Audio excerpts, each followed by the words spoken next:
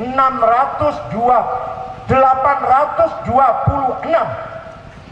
ulama dihukum mati di Mesir. Karena apa? Tidak ada yang menjadi penengah, tidak ada wadah yang menjadi penengah perekat bersama. Yang ada pemerintah dengan tentara dan polisinya dan pengadilannya, jaksanya. Rakyat tidak mempunyai kekuatan apa-apa. Nah, alhamdulillah kalau kita masih ada organisasi Nahdlatul Ulama, insya Allah Indonesia akan aman. Kalau toh ada krisis, tidak akan melebar. Kalau ada konflik, tidak akan meluas, karena masih ada organisasi wadah yang bisa merapatkan barisan kembali. Bisa diterima ya? Bisa paham? Oleh karena itu di Subang juga NU-nya harus aktif, harus jalan. Ketuanya, Rois Syuriahnya, MWC-nya, Badan Otonom Ansor Muslimat Fatayat, semua harus berjalan. Jamiatul Qurra Hufaz, Jamiatul Sufia Al-Mu'tabarah, An-Nahdiyah, Pergunu, Sarbu Musi, Pagar Nusa, semuanya harus bergerak, berjalan. Ini adalah milik kita, kepunyaan kita itu, bukan kepunyaan siapa-siapa. Maka harus kita yang memelihara, kita meningkatkan aktivitas organisasi kita ini. Nah, itu satu, Pak. Yang kedua, kita bisa hidupnya bernilai di mata Allah, bisa punya nilai di mata Tuhan kalau kita melakukan au ma'ruf. La khaira fi katsirin min najwahum illa man amara bi shadaqatin au ma'ruf. Yang kedua, hidup kita supaya kita punya nilai di mata Allah, mari kita bangun hal-hal yang memperbaiki, meningkatkan masyarakat. Pesantren, madrasah, majelis taklim, poliklinik, rumah sakit, sekolah harus kita bangun. Itu kalau kita hidup kita ingin punya nilai di mata Allah. Kalau tidak, la khaira, sama sekali nggak ada nilainya kita ini. Mari, kebenaran tidak mungkin kita raih kecuali harus dengan ilmu pengetahuan. Kebenaran tidak mungkin kita hasilkan, kita raih kecuali dengan ilmu pengetahuan. Bertani ingin maju harus dengan ilmu pertanian. Berdagang ingin berhasil harus dengan ilmu perdagangan. Apa saja. Jadi partai politik supaya berkualitas harus ngerti ilmu politik, antropologi, sosiologi, dan seterusnya. Kalau ingin berhasil harus dengan ilmu pengetahuan. Itu Quran yang menegaskan seperti itu. وَلِيَعْلَمَ الَّذِينَ أُوتُوا الْعِلْمَ أَنَّهُ الْحَقُّ مِنْ رَبِّكَ فَيُؤْمِنُوا بِهِ فَتُخْبِتَ لَهُ قُلُوبُهُمْ وَإِنَّ اللَّهَ لَهَادِ الَّذِينَ آمَنُوا إِلَى صِرَاطٍ مُسْتَقِيمٍ. وَلِيَعْلَمَ الَّذِينَ أُوتُوا الْعِلْمَ أَنَّهُ الْحَقُّ. Hanya orang yang berilmu yang bisa hak, yang bisa meraih kebenaran. Kebenaran harus kita dapati dengan ilmu. Nah, sekarang konteksnya agama, pengajian. Orang yang ingin menjadi imam masjid akbar, imam masjid Kabupaten Subang, minimal, paling tidak, fikihnya Fathul Qorib, tauhidnya Fathul Majid, tafsirnya Jalalain, hadisnya Bulughul Maram, baru boleh jadi imam masjid Subang. Walaupun nggak berjenggot nggak apa-apa. Jangan hanya ngandalkan jenggotnya tapi baca Quran aja pelontang-pelanteng, berantakan nggak karu-karuan. Ya Allah, kita ini sering mendengarkan ceramah yang menertawakan, lucu. Saya pernah mendengarkan ceramah begini, ada orang ngomong begini, mari kita kembali Quran dan hadis, tidak usah takut pada imam. Sini, saya tanya, hadis yang kamu banggakan itu hadisnya siapa? Yang paling bagus, yang paling sahih hadisnya siapa? Imam Bukhari dong. Hadis kalau sudah riwayat Bukhari pasti hebat.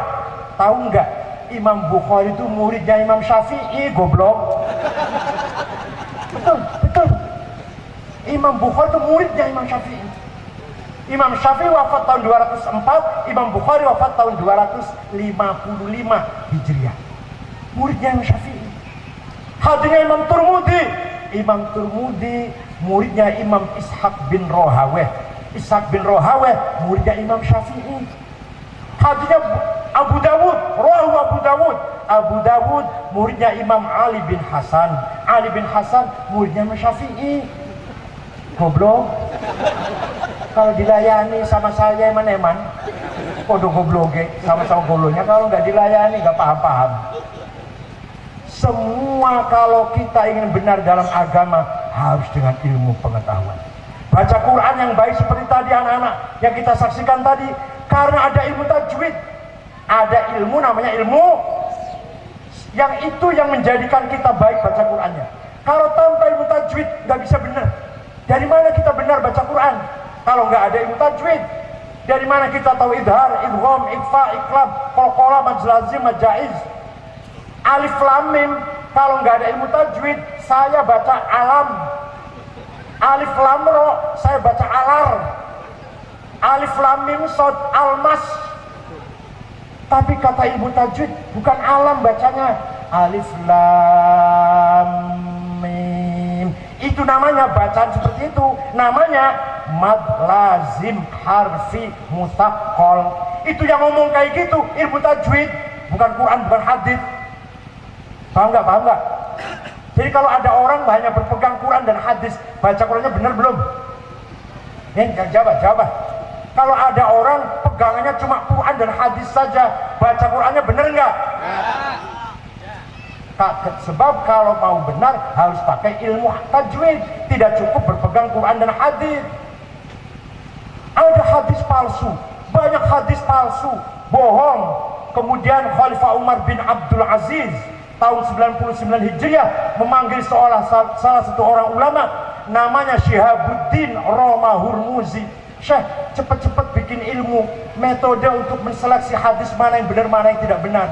1 minggu jadi ilmunya, namanya ilmu mustalahul hadis. Itu yang bikin namanya Syihabuddin Roma Hurmuzi tahun 99 Hijriah. Ilmu tajwid yang bikin namanya Imam Abu Ubaid Qasim bin Salam, wafat tahun 224 Hijriah. Ya Allah. Apalagi ada orang baca Quran salah. Innallaha bari'um minal musyrikin wa rasulih. Allah tidak melindungi orang musyrik dan tidak melindungi Rasulullah. Salah. Bacanya wa rasulah. Innallaha bari'um minal musyrikin wa rasulah. Jangan wa rasulih. Kalau wa rasulih maknanya Allah tidak melindungi orang musyrik dan tidak melindungi Rasulullah. Kalau wa rasulah maknanya Allah tidak melindungi orang musyrik dan Rasulnya pun tidak melindungi orang musyrik. Lahirlah ilmu nahu, grammar, bagaimana supaya orang baca Quran benar. Ilmu nahu dimulai oleh Imam Amr bin Umbur atau terkenal dengan Imam Sibawayh, kemudian diperpanjang, diperluas oleh imam-imam yang sesudahnya. Ya Allah, nggak sembarangan. Ulama itu nggak sembarangan, Pak, berjasa besar. Imam Syafi'i itu nama lengkapnya Abu Abdillah Muhammad bin Idris bin Abbas bin Uthman bin Syafi' bin Musayyab bin Ubaid bin Abdul Yazid bin Abdul Muttalib. Lahir di Gaza, Palestina tahun 150 Hijriah, wafat tahun 204 di Mesir, di Fustat. Imam Syafi'i orang yang cerdas, mengatakan begini, kalau ente siapa saja yang ingin paham agama Islam, tidak cukup hanya dengan Quran dan hadis. Kenapa? Quran itu, Pak, Bu, Quran itu bolak-balik berulang kali, aqimus sholah, wajib sholat. Tapi Quran tidak menjelaskan berapa kali sholat yang wajib sehari semalam. Gak ada di Quran. Namanya sholat teh naon, namina sholat teh gak ada di Quran. Sholat itu berapa rakaat? Sholat itu iraha waktuna ta'aya, penjelasannya ta'aya. Adanya di hadis, sholat yang wajib sehari semalam 5 kali, khamsu maktubat, furidat alaikum khamsu maktubat. Hadis itu bukan Quran. Namanya zuhur, asar, maghrib, isya, subuh. Rakaatnya 4, 4, 3, 4, 2. Waktunya diterangkan hadis. Tapi Quran dan hadis tidak menjelaskan prakteknya sholat. Nah, sholat kita praktek begini tuh loh. Itu dari mana itu? Dari mana itu? Sholli fardu Allahu Akbar, Bismillahirrahmanirrahim, Allahu Akbar. Dari mana itu? Tata sholat tidak dari Quran, tidak dari hadis itu. Dari ijma'ul ulama. Dari mana? Konsensus para ulama. Kesepakatan para ulama sholat itu seperti itu. Walaupun ada beda-beda dikit. Imam Hanafi misalkan senggolan dengan perempuan gak batal, Imam Syafi'i batal. Imam Hanafi kalau imam sedang baca surat, makmum diem dengarkan ayat Quran yang sedang dibaca, jangan sibuk baca Fatihah. Kalau Imam Syafi'i tidak, imam baca surat, sini baca Fatihah, itu sibuk sendiri-sendiri Imam Syafi'i. Itu beda dikit-dikit, tapi secara umum, secara resmi formal sholat itu hasil dari kesepakatan para ulama. Kias, analogi. Kalau tidak pakai kias, kita nggak bisa ngapa-ngapain, Pak. Kalau nggak pakai kias, coba sabu-sabu, ekstasi, narkoba, kira-kira di Quran hadis ada nggak? Penjelasannya, hukumnya ada tidak? Nggak ada. Di Quran yang ada tuh khamr haram, di Quran ada itu. Nah, sabu-sabu, ekstasi, narkoba dikiaskan kepada khamr. Kalau mau bahasa Arab begini, kalau mau bahasa Arab belajar mengkiaskan begini. Hada muskir, ini barang memabukkan. Wa kullu muskirin khamrun, setiap yang memabukkan namanya khamr. Wa kullu khamrin haram, sedangkan khamr itu haram. Fahada haram, itu namanya kias, itu namanya kias burhani, namanya kias fakta. Ada lagi kias aulawi. Apa? Di Quran nempeleng ayah ibu gak diterangkan hukumnya. Nempeleng, jotos, mukul ayah dan ibu gak ada larangannya itu di Quran. Yang ada dilarang itu berucap kasar dan bentak-bentak ayah dan ibu, haram itu. Wala taqullahuma uffi wala tanharhuma, kamu jangan ngomong kasar dan jangan bentak-bentak ayah dan ibu. Kalau gitu nempeleng aja boleh ya. Yang dilarang Quran itu bentak, tempeleng aja ayah ibu. Nah, itu harus pakai kias. Namanya kias aulawi. Apa aulawi itu? Kalau ngomong kasar saja tidak boleh, komoh deh, lebih aula, nempeleng lebih haram daripada bentak. Gitu. Kalau nggak pakai kias, kita nggak bisa ngapa-ngapain. Oleh karena itu, Nahdlatul Ulama, menurut Nahdlatul Ulama, cara beragama yang benar harus berdasarkan Quran, hadis, ijma, dan qiyas. Quran sumbernya dari Allah, hadis sumbernya dari Nabi Muhammad, ijma dan qiyas sumbernya dari ulama, dari imam-imam. Kalau saya ngomong ulama bukan saya, Pak, nanti dikira saya. Kalau saya ketua Nahdlatul Ulama, bukan ulama, saya bukan ulama dari ini. Nih yang ditulis nih, Imam Hanifah, Abu Hanifah, Imam Malik bin Anas, Imam Abu Abdullah Muhammad bin Idris Asy-Syafi'i, Imam Ahmad bin Hanbal. Ini imam 4 ini ulama namanya ini. Imam Bukhari, Imam Ghazali, Imam Junaidi, itu Imam Asy'ari, itu ulama. Kalau saya ketua Nahdlatul Ulama, kalau saya bukan ulama, apalah. Kalau saya ngomong ulama itu berarti ikut saya, tidak. Ulama itu artinya mari kita harus ikut ulama-ulama a'immatus salafus sholihin, para imam dulu yang soleh-soleh, yang telah menuntun kita ke jalan yang benar. Itu kalau kita ingin benar-benar mendapatkan nilai dari Allah, au ma'rufin. Yang ketiga, kita tidak punya nilainya, hidup kita nggak punya arti apa-apa bagi Allah kalau tidak melakukan tiga hal. Yang ketiga adalah au islahim bainan nas. Mari kita perkuat solidaritas persaudaraan kita. Islahim bainan nas. Ayo sing akur. Itu gampangannya gitu, gampangannya lah. Nah, disinilah Kiai Hasyim Asy'ari membentuk Nahdlatul Ulama, ingin membangun ukhuwah Islamiyah dan ukhuwah watoniyah, persaudaraan sesama umat Islam dan persaudaraan sebangsa dan setanah air. Pak, lihat negara Afghanistan dan negara Somal, 100% penduduknya Muslim, 100%. Nggak ada Kristen, nggak ada Buddha, nggak ada Hindu, Muslim semua itu. Afghanistan 1% Syiah, 99% Ahnaf, Hanafi madhabnya Afghanistan. Kalau Somali 100% Sunni, nggak ada yang lain. Perang terus karpe dewek, yang mati udah berapa ratus ribu. Kenapa itu? Padahal Islam semua, Sunni semua, padahal mayoritas Sunni semua. Kenapa? Tidak punya semangat komitmen ingin mempertahankan ukhuwah watonnya, ingin membangun persaudaraan sebangsa dan setanah air, ingin mempertahankan keselamatan, keutuhan negaranya.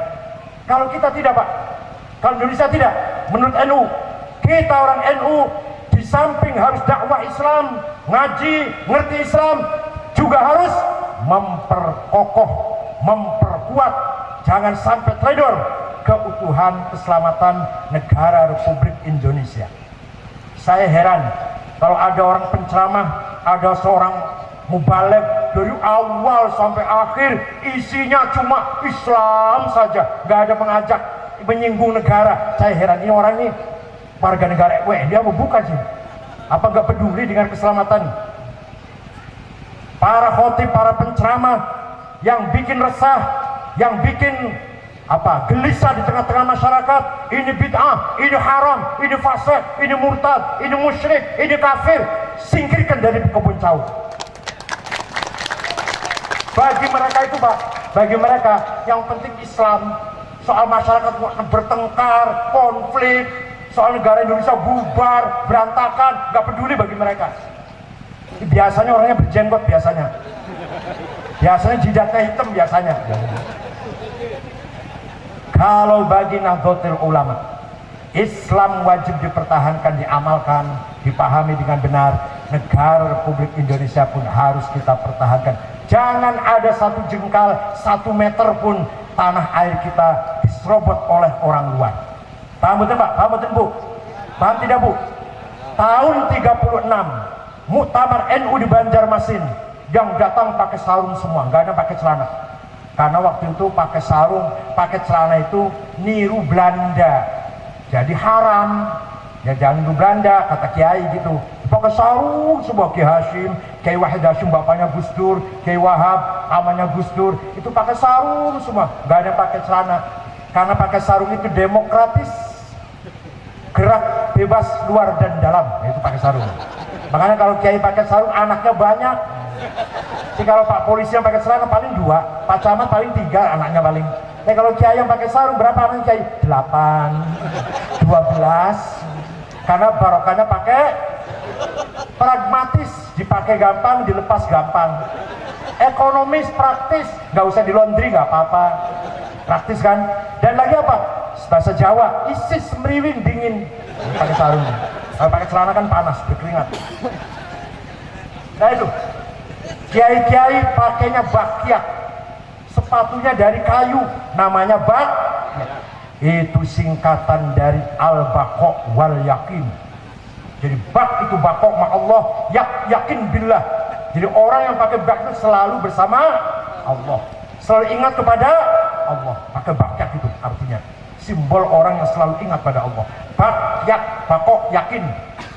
Sarung itu asalnya syar'an, melaksanakan syariat Islam. Tapi orang Banyumas tadi saya katakan tidak bisa syar'an, syarngan, sarungan. Jadi itu dia. Kemudian baju koko itu asalnya baju takwa. Walibasut takwa dzalika khair. Di Quran ada itu. Ngomong takwa aja nggak bisa, koko, ya udah nggak apa-apa lah.